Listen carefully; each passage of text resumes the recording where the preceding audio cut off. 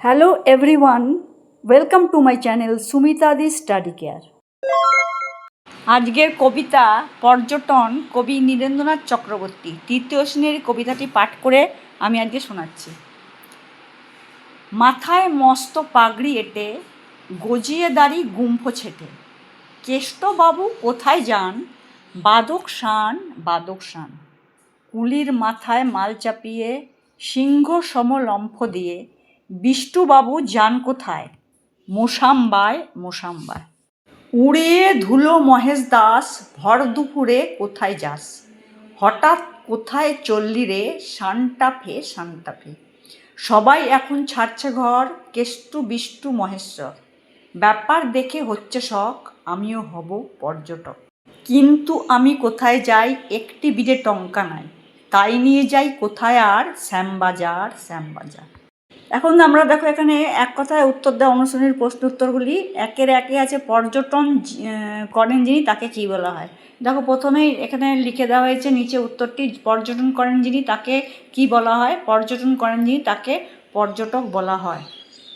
পরের কোশ্চেন দেখো ভ্রমণ শব্দের অর্থ লেখো। এখানে উত্তর হবে ভ্রমণ শব্দের অর্থ ঘুরতে যাওয়া বা বেড়ানো। পরের কোশ্চেন আছে দেখো বাদকশান মোসাম্বা সান্টাফে শ্যামবাজার এই জায়গাগুলো কোথায়। দেখো উত্তরটা লিখেছে বাদাকশান হচ্ছে উত্তর পূর্ব আফগানিস্তান ও দক্ষিণ পূর্ব তাজিকিস্তানের অংশ জুড়ে অবস্থিত, মোসাম্বা কেনিয়া দেশে অবস্থিত, আর সান্টাফে মার্কিন যুক্তরাষ্ট্রের নিউ মেক্সিকোতে অবস্থিত, শ্যামবাজার উত্তর কলকাতায় অবস্থিত। এখানে দেখো কেষ্টু বিষ্টু মহেশ্বর এই নামগুলি কবিতাতে কী অর্থে ব্যবহার হয়েছে। দেখো এখানে কেষ্টু বিষ্টু মহেশ্বর নামগুলো দামি ব্যক্তি অর্থাৎ গণ্যমান্য ব্যক্তির নাম হিসাবে ব্যবহার করা হয়েছে। পরের কোশ্চেন দেখো কবিতায় লোকটির মনে বেড়ানোর শখ জাগলো কেন। কারণ উত্তর দেখো কেউ বিষ্ণু মহেশ্বর অর্থাৎ দুনিয়ার সবাই পর্যটনে বেরিয়েছেন দেখে লোকটির মনেও বেড়ানোর শখ জাগলো। যারা পর্যটনে বেরিয়েছেন তাদের হাবভাব সাজ পোশাক চলাফেরা কীভাবে কবিতায় ধরা পড়েছে। দেখো উত্তর দেখো যারা পর্যটনে বেরিয়েছেন তাদের মধ্যে কেষ্টবাবুর মাথায় মস্ত পাগড়ি, গাল ভরা দাড়ি, ছাটা গোপ এবং বিষ্টুবাবুর সিংহের মতো দ্রুতভাবে পায়ে পর্যটনে যাচ্ছেন। আবার মহেশ দাস ভর দুপুরে পায়ে ছুটতে ছুটতে ধুলো উড়িয়ে পর্যটনে চলেছেন। সাধারণত মানুষজন কখন বেড়াতে বেরোন।